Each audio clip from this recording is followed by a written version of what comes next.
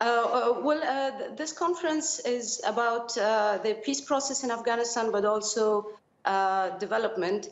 What Mr. Ghani said in his remarks today was basically that the peace process in Afghanistan must be Afghan-owned and Afghan-led.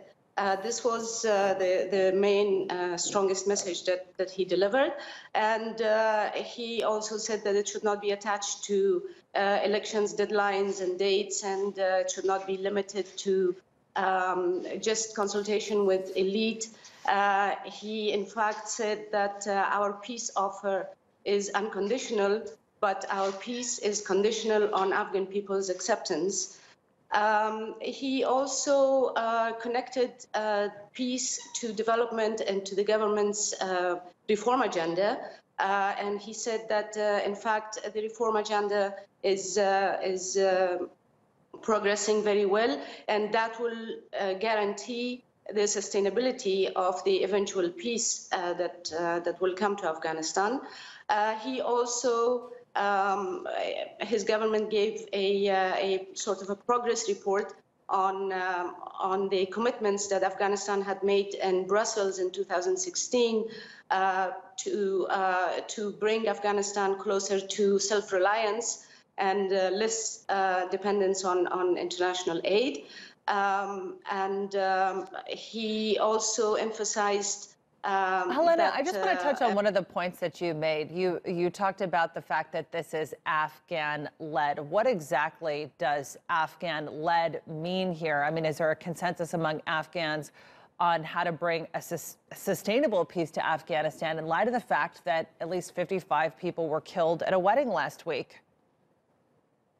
That's true, it is very difficult for the Afghan people to sustain such high levels of casualty on a daily basis, but still talk about peace. But that's also the reason why the Afghan people are driven to reach peace and to put an end to this war and all the miseries that it brings to Afghanistan.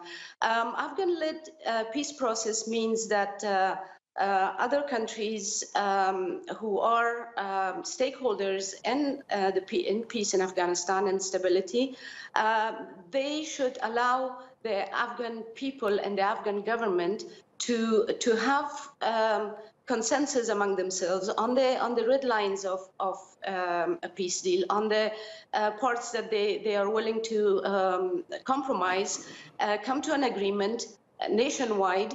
And then the Afghan government should lead the peace process, and that would be an Afghan-owned peace. Otherwise, if it comes from the United States or any regional countries to make a deal with the Taliban, that will not be sustainable if it's not accepted by the majority of the Afghan people.